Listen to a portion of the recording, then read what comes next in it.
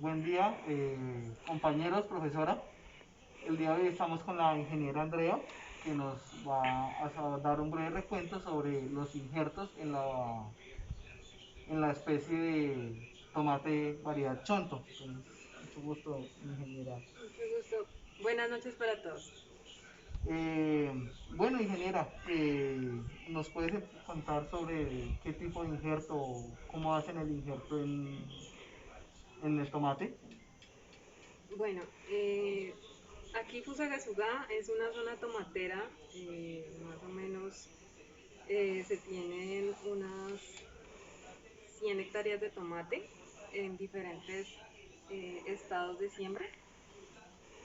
Eh, y aquí lo que se hace es pedir las plántulas eh, sin injerto o con injerto a unas empresas que se dedican a plantular y a injertar. Esa no es una tarea tan fácil, no lo puede hacer cualquier persona. Se tienen que tener unas medidas de asepsia muy estrictas. Se tienen que cumplir unos protocolos en cuanto a la calidad de las semillas y a la calidad de la plántula, tanto la del patrón como la que se va a injertar. Entonces, nosotros pedimos este tipo de material vegetal en empresas que están ubicadas en la sabana de aquí de Cundinamarca. Ok, y bueno, ¿y me puedes explicar el fin o con qué fin se realizan los injertos?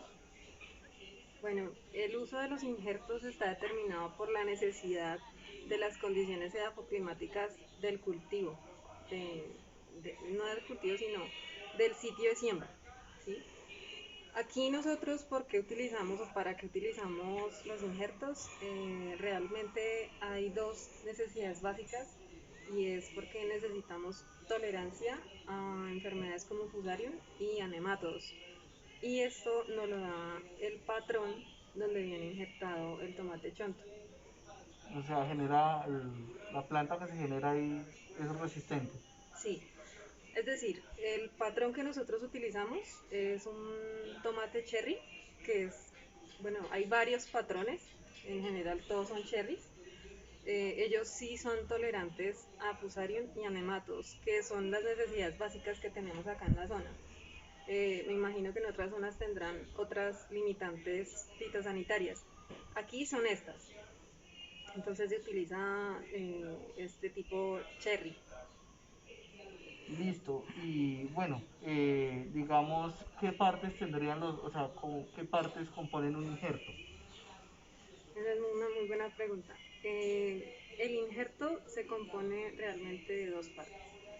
Una que es la parte aérea, que es la variedad o el híbrido que nosotros vamos a producir, el que necesitamos comercialmente, el que nos suple las necesidades de nuestros clientes.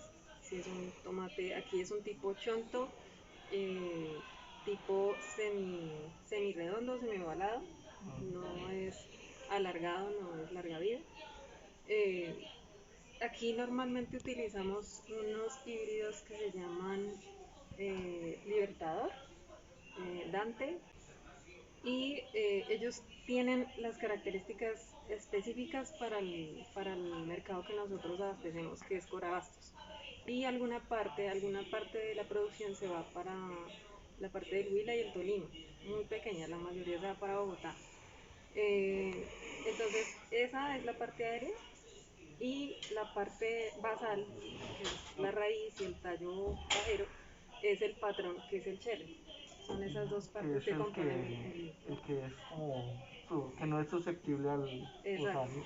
el que es más fuerte. Y digamos, esas plantas las tienen cultivadas bajo invernaderos o a la intemperie. Muy buena pregunta. El 100% de las siembras, hasta hace más o menos unos 3 años, era eh, a campo abierto. ¿Sí? Pero realmente aquí hay una limitante que se llama Prodiclosis longifila, que es un díptero que daña completamente al tomate desde el trasplante daña las hojas, las hojas nuevas. Y en cuanto al fruto, lo daña totalmente. Lo daña, o sea, pueden haber más o menos un 80% de las canastillas en cada cosecha dañadas por este insecto. Entonces, los agricultores lo que hemos hecho es migrar a una agricultura protegida bajo invernadero. Y ahora el porcentaje de invernadero versus campo abierto está más o menos en un 60-40.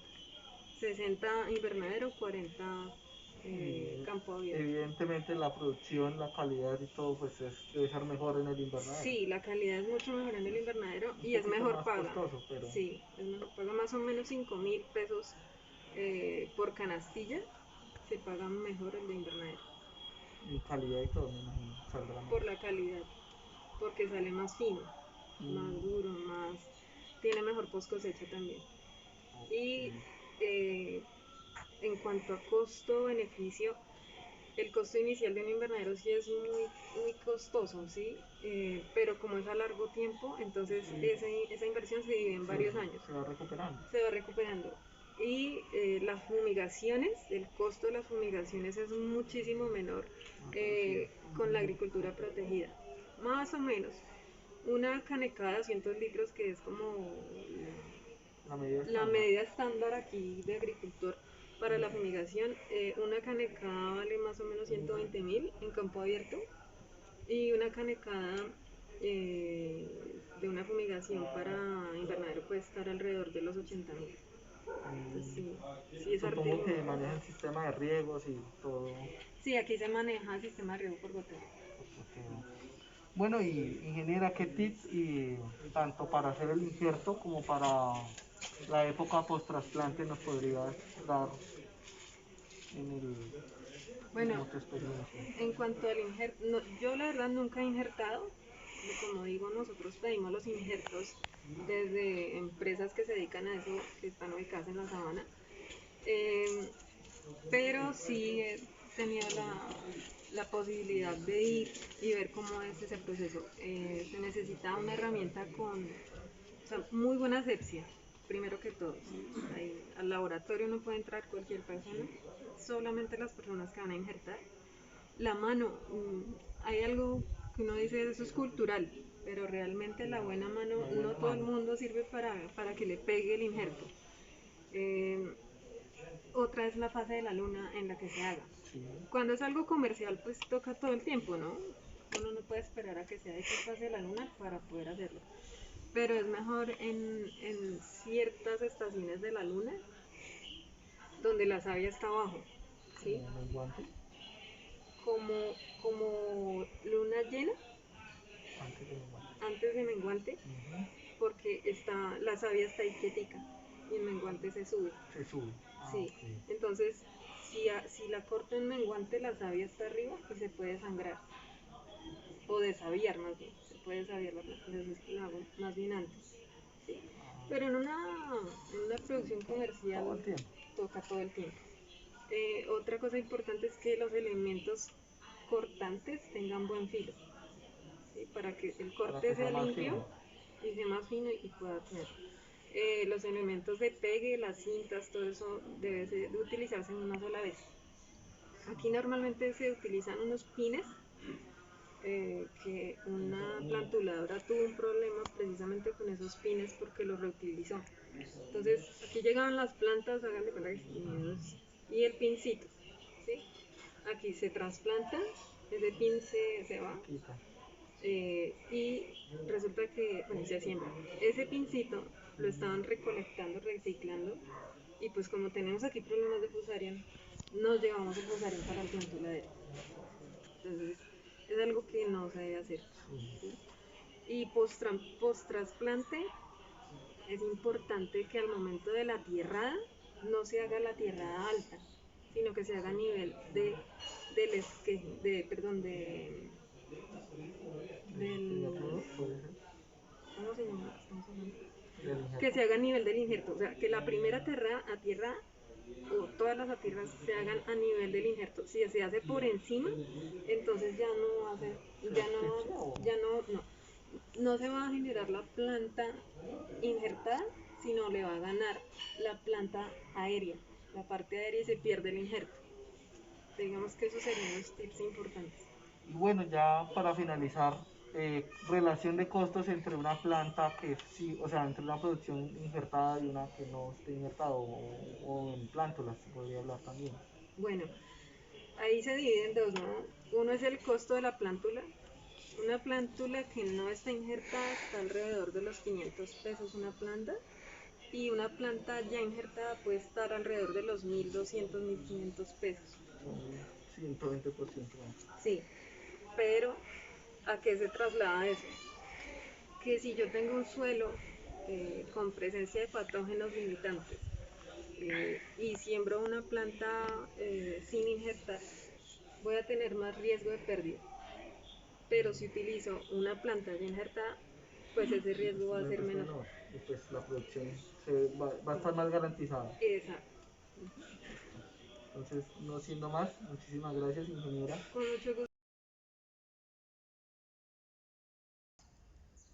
Hola, buenas tardes, profesora y compañeros. El día de hoy nos encontramos con don Yesid Pardo, es un productor de la región del Sumapaz y pues nos va a comentar un poco sobre su producción acá en la región. Buenas tardes, don Yesid. Muy buenas tardes para todos. Primero que todo contarles que sí, somos pequeños productores. Tenemos una finca situada en el municipio de Pasca, aquí a 10 minutos de Fusagasugá, en la vereda Alto del Molino, sector de Alaska. La finca cuenta en el momento con cultivo de cebolla cabezona. Hace pocos días tuvimos la cosecha de cilantro y también iniciamos un proyecto de siembra de aguacate. Ese proyecto se inició desde finales de diciembre del año pasado. El cultivo de cebolla también ya está un poco avanzado, ya yo creo que en unos 15 o 20 días estamos cosechando la cebolla y en general la finca va a quedar sembrada en solo aguacate. En el momento tenemos 170 matas, la idea es completar más o menos 300. Ok, don Yesid, me dice que ya desde diciembre llevan este proyecto del aguacate, ¿verdad? Sí, señor. ¿Esas plantas ustedes las han propagado vía sexual o sexual? Esas matas las compramos en un vivero aquí en el sector de llegando a Silvania, aquí en una finca fusagasureña sí, ya límites ahí con Silvania. Quebrajacho, más o menos. Más allá se me fue el nombre de la finca, al lado del colegio Balsales. Balsales, sí. Ok. Compramos ya las plantas más o menos grandes de 3 meses, ya con 20 días de injertada. Ellos mismos hacen el injerto. Es una empresa pues bastante responsable, es una empresa certificada. Lo más importante. La idea de nosotros es que el cultivo sea certificado, que tengamos un cultivo con la finca certificada. ¿Quiere que le cuente todo el proceso? Sí, don Yesid, me gustaría conocer qué sustratos manejan, cómo es el tema del injerto y demás, por favor. Bueno, voy a contarles desde el inicio. Nosotros para iniciar este cultivo, este proyecto, primero que todo, fueron unas personas que ya tienen cultivo de aguacate, hicieron una revisión del terreno. No se tomó una muestra técnica, pero sí ellos por su conocimiento se hicieron varios huecos en la finca, se llenaron de agua para ver qué tanto era la capacidad de drenaje. Fue excelente porque pues aunque la tierra casi siempre permanece húmeda, el drenaje se va de una. El exceso se va. Entonces hicimos una medición con una técnica que ellos llaman de 3 bolos. Entonces con eso se hizo la medición para que quedaran las plantas a 7,5 metros una de otra. De distancia, sí. Un triángulo, ¿verdad? Sí, queda más o menos en triángulo. Los surcos quedan más o menos a 5,5 metros, pero de donde usted mida cualquier mata, de mata a mata, siempre va a los 7,5 metros. Es una buena técnica porque se gana terreno. Y ya teniendo eso, pues sabíamos cuántas plantas cabían dentro del pedazo de tierra que se iba a cultivar. En base a eso fuimos a Silvania y mandamos a encargar las matas, porque ya hay que primero encargarlas para ellos saber cuántas matas van a sembrar, van a germinar y van a tener listas ya ya con el injerto. Ok. Eso se hace 3 meses antes de la siembra, porque ya a los 3 meses exactamente entregan las matas. Un mes antes se hacen los huecos de 40 por 40, 40 de hondo por 40 De huecos cajón. redondos, y se desinfectan con cal, se le echa al hueco, a las paredes del hueco, y se le echa la tierra que saca. Esa desinfección hay que hacerla mínimo 20 días antes de la siembra. Ya a los 3 meses va uno por las plantas al vivero. Esas plantas tienen una característica o tienen algo que hacen en el vivero, una selección. ¿Cómo seleccionan esas plantas? El aguacate no debe llevar sino una sola raíz. Ellos La hacen un raíz vivero, primaria. un solo vivero pequeño, y sacan y ven que hay una sola raíz, que es la raíz primaria. Y entre más raíces secundarias tenga, más pelos absorbentes que llamamos, es mejor la mata. Entonces, uno cuando compra las matas, si va a hacer la resiembra, va a hacer el trasplante de la resiembra, es cuando se da cuenta qué tanta cantidad de raíz tiene. Entre más raíz tenga, es mejor. Ya a los 3 meses va uno por las plantas, y hay que dejarlas para que se desestresen y para que se adapten un poco al ambiente. Hay que dejarlas siquiera unos 8 a 10 días. En el caso de nosotros le dejamos 10 días. Ahí donde así las dejan 10 días sin en la bolsa que viene. En la bolsa, si hacemos un sitio y se dejan amontonaditas, bien amontonaditas, a la intemperie, Sí, para señor. que vayan cogiendo el ambiente. Esto se hace porque es que de donde está la finca al vivero hay más o menos unos 8 kilómetros de distancia, es muy cerquita. Entonces, cuando es ya para un terreno más Distancia. lejano o para otro departamento, hay que hacerles otro tratamiento por el estrés que les da las matas. Sí, claro. Pero en este caso no hubo necesidad de hacerle ningún tratamiento. Ya la siembra se va haciendo, les explico más o menos cómo se hace la siembra, ¿les parece? Sí, sí, señor. Y también la parte del injerto, si tiene conocimiento, don Jessy. Bueno, para injertar las matas se injertan más o menos a los 2 meses, 8 días de ya estar la mata. ¿Qué tienen en cuenta ellos para hacer el injerto? Lo que tienen en cuenta es el gruesor del tallo. El gruesor no puede ser menor a lo que es un lápiz. Sí, señor. Más o menos es la medida, no puede ser menor, pero tampoco se puede dejar que engruese Tan tanto. gordo. Es un promedio. Entonces, sí, es un promedio. No, un promedio no, de pronto es lo mínimo, pero tampoco se puede dejar mucho. Las yemas que se usan para el injerto las van cogiendo de árboles que tengan siquiera unos 3 o 4 años, y preferiblemente que ya hayan tenido al menos una cosecha. Se escogen los árboles que Los más más fruto productivos. dan, Ujú. Sí, señor. que más fruto dan, y ahí se sacan las yemas. Cuando se injerta harto, esas yemas no se pueden dejar acalorar. Entonces lo que recomiendan ellos, o yo vi que hacen ellos, es que las meten en agua bien fresca, y las yemas que alistan por ahí en el transcurso del día las van alistando, y una vez les van haciendo el injerto. Cortan la parte de arriba de la mata. Abren, hay varias formas. Ellos abren un hueco por la mitad, Sí. cortico, y lo mismo, igual de punta, le sacan a la yema para que quede casi bien, y Para que las sean como las una pieza de envuelven, un rompecabezas, que una case con la de otra. abajo para arriba con una cinta especial, Sí, señor. para que la yema empiece a A brotar. brotar. Después de que se lleva, ya después de 20 días, ya ha cogido fuerza el injerto, ya se hace la siembra en el cultivo. Después de que se hace la siembra, por allá a los 8 días a los 20 días de hacer la siembra exactamente, hay que quitar la cinta, para que la cinta no vaya a ahorcar el árbol y lo deje crecer bien. Ok. Ahí, don Jessy, ¿aplican algún cicatrizante o algo así? En el caso de nosotros, el cicatrizante que se utilizó es para dos cosas: para los insectos y para cicatrizar bien el árbol. Pero ese ya es cuando se quita la cinta. Nosotros pintamos con vinilo tipo 1 el árbol para protegerlo de insectos y de hormigas, y lo mismo, ese vinilo es curativo para las plantas. Otra cosita, don Jessy, ¿en qué condiciones se encuentran las plantas. Hablo de agua, temperatura, luz. El aguacate que nosotros tenemos es un aguacate que se injertó con aguacate Hass, que es el aguacate que ahorita es el tipo exportación, el que está, El digamos, más está de comercial. moda, que está comercializando, el que está exportando el país para Otros otros países, lados, ¿no? sí. Entonces, sobre todo para Europa. Ese es el aguacate que se injertó. Eh, qué se hace en la siembra? En la siembra utilizamos algo que produzca más raíz, que fortalezca más la raíz. En el caso de nosotros utilizamos el micorrizas, que es un abono bastante bueno, y el DAN, que es fósforo y hierro, creo que tiene el DAN. A medida que se va sembrando, se le va echando Porcelando.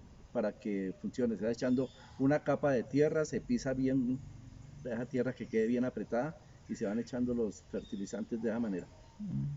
En Corona. Sin corona, sin corona. Ok, don Yesid. Eso sería todo, don Yesid. Muchísimas gracias por sus palabras, su explicación. Y eso es todo, compañeros. Hasta luego. Muchas gracias. Listo ya. Y bueno, buenas tardes, mi nombre es Lina Villalobos, soy estudiante de Ingeniería Agronómica.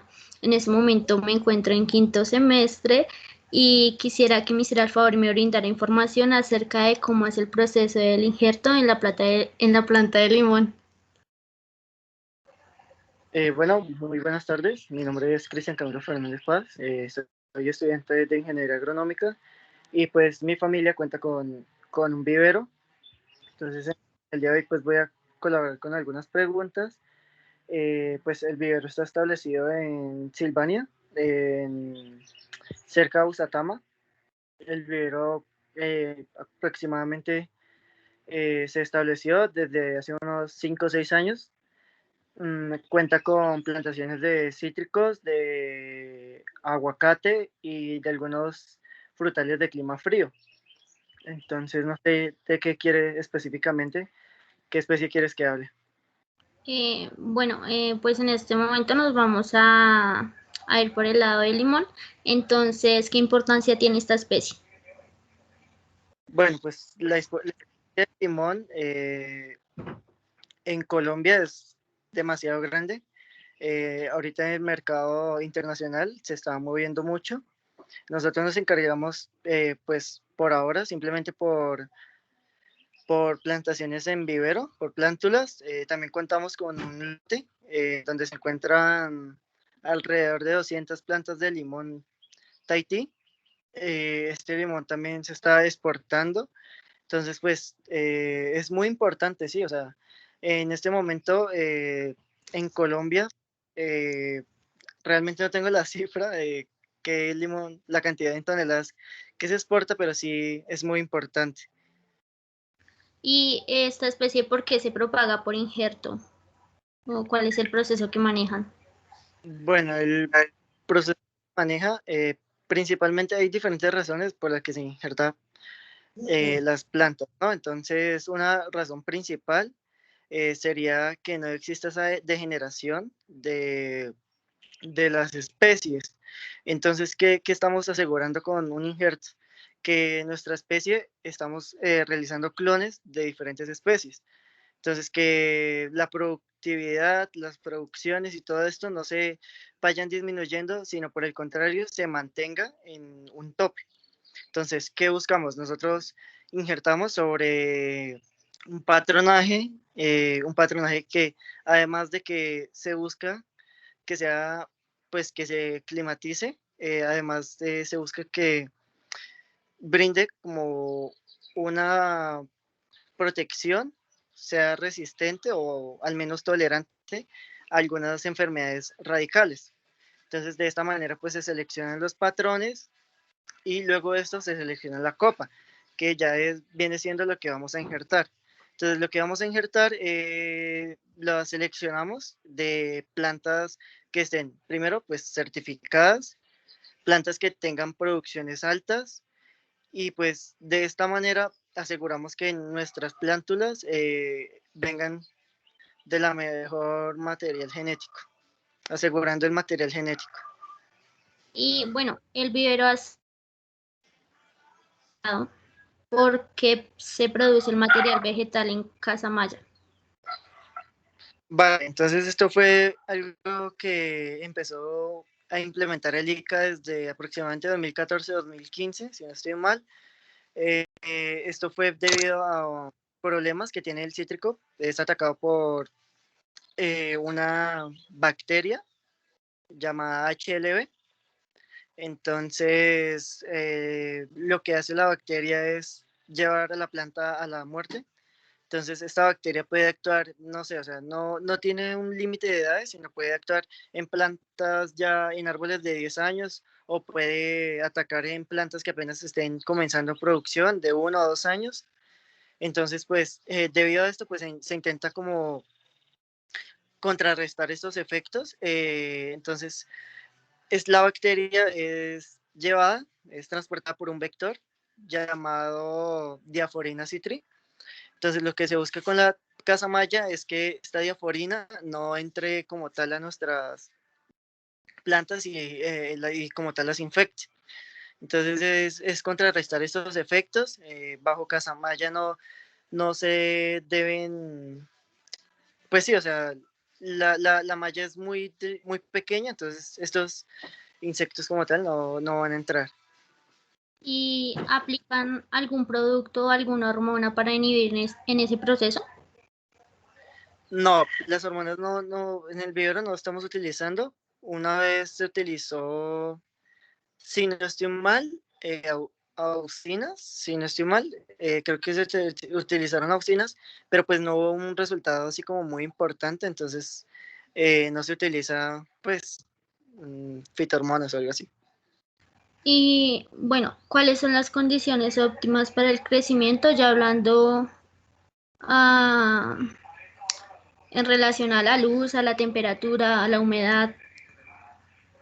Bueno, pues lo que hacemos es, luego de realizar el injerto, se le pone un plástico, una bolsa plástica y luego una bolsa de papel. Entonces lo que hace la bolsa de papel, además de esto, pues se le pone una polisombra al 50%, si no estoy mal, y pues esto hace que los rayos del sol no entren directamente. La bolsa de papel también protege de los rayos del sol y la bolsa plástica lo que hace es que la planta sube un poco y de esta manera pues esto que es la bolsa suda y de esa manera pues nuestro injerto se está hidratando y así se mantiene la temperatura y la humedad dentro del injerto.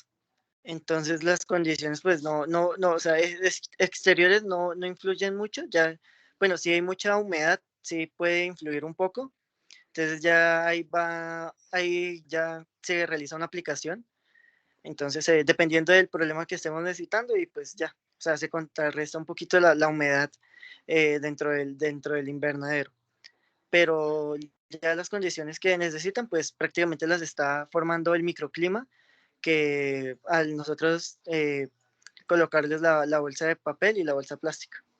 Entiendo. ¿Y cuánto tiempo dura este proceso desde el inicio hasta el momento que lo llevan a la venta o exportación? Bueno, te cuento en vivero, ¿no? Entonces en vivero aproximadamente una planta dura 8 o 9 meses en vivero.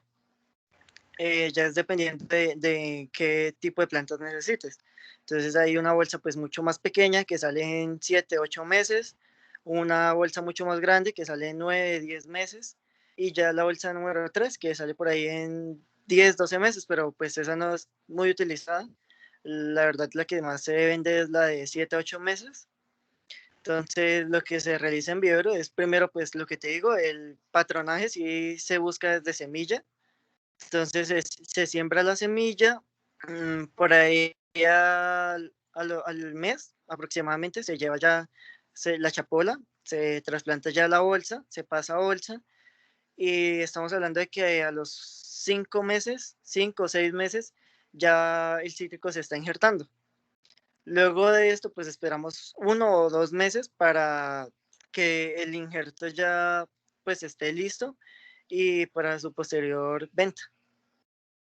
Bueno, y ya desde tu punto de vista, ¿qué ventajas conlleva el proceso de injerto frente a una propagación por semilla o por estaca? Bueno, pues para mí se me hace que es muy importante porque mira, te cuento, o sea, digamos, si sembramos por semilla, en la semilla hay material genético del padre y de la madre, ¿sí? Entonces ahí estaríamos alterando la productividad del árbol. En cambio, si propagamos por injertos, estamos tomando el material vegetal de la planta en la que tomamos el injerto como tal, el, sí, la varetica, la Sí. yema, no sé cómo la llames. Entonces, estamos asegurando de que esa yema va a presentar la misma productividad y producción del árbol en la que la tomamos. Entonces, por eso te decía que asegurar que las yemas que tomemos, tomarlas de árboles ya establecidos, donde existan como tal el registro, que conozcamos la productividad por cada árbol y todo esto, y pues asegurando de que nuestra planta pues va a producir lo mismo que una como es. Bueno, muchas gracias. Fue un gusto haber realizado la entrevista contigo y muchas gracias por tu colaboración. Vale, que se Vale, muchas gracias.